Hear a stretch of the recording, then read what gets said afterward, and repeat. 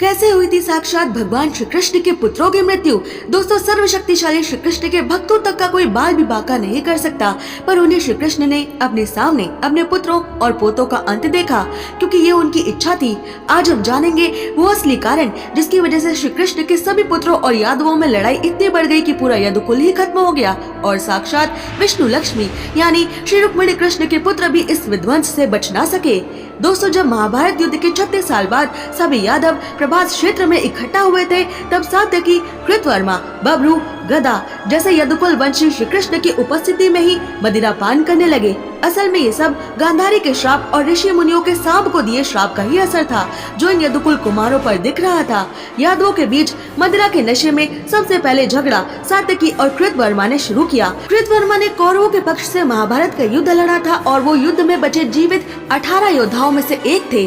सात्यकी ने मदिरा के आवेश में कृतवर्मा का उपहास उड़ाते हुए कहा कि अपने को क्षत्रिय मानने वाला ऐसा कौन वीर होगा जो रात में सोए हुए मनुष्यों यानी द्रौपदी के पुत्रों का वध करेगा। तुमने जो अपराध किया है यदुवंशी उसे कभी माफ नहीं कर सकते। उसके ऐसा कहने पर प्रद्युम्न ने भी कृतवर्मा का अपमान करते हुए सात्यकी की बात का समर्थन किया।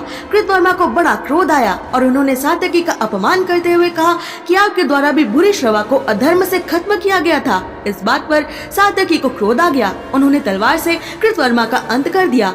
तब कृतवर्मा के पक्ष के यदुवंशी सात्यकी का वध करने आए और प्रद्युम्न सात्यकी को बचाने उनके पक्ष से लड़ने गए। इसी लड़ाई में सात्यकी और प्रद्युम्न का अंत हुआ। इतने में ही ऋषि दुर्वासा का श्राप अपना असर दिखाने लगा। कृष्ण पुत्र साम ने जिस मूसल को जन्म दिया था, जिससे द्वारका का अंत होना था, उस मूसल को चूर्ण बनवाकर समुद्र में फिकवा दिया गया था ताकि दुर्वासा ऋषि का श्राप सच न हो सके। पर वो चूरा लहरों के साथ समुद्र के किनारे आ गया और कुछ दिन बाद समुद्र तट की मिट्टी में गया वो चूरा द्वारका से प्रभास क्षेत्र तक नुकीली एरन घास के रूप में उगाया, जो तलवार से भी ज्यादा तेज और लोहे जैसी मजबूत थी। लड़ाई इतनी बढ़ गई कि सभी यदुवंशी हथियार न मिलने पर उसी एरन घास को उखाड़कर उसी से एक दूसरे का अंत करने लगे। इसी में श्री कृष्ण और उनकी सभी प्रिय पत्नियों के पुत्रों का अंत हो गया। ये सब योगेश्वर भगवान श्री कृष्ण ने तटस्थ होकर देखा था।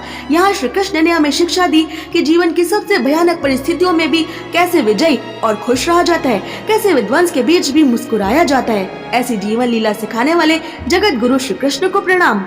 ऐसे ही और रोचक अनसुने तथ्य जानने के लिए सब्सक्राइब करें।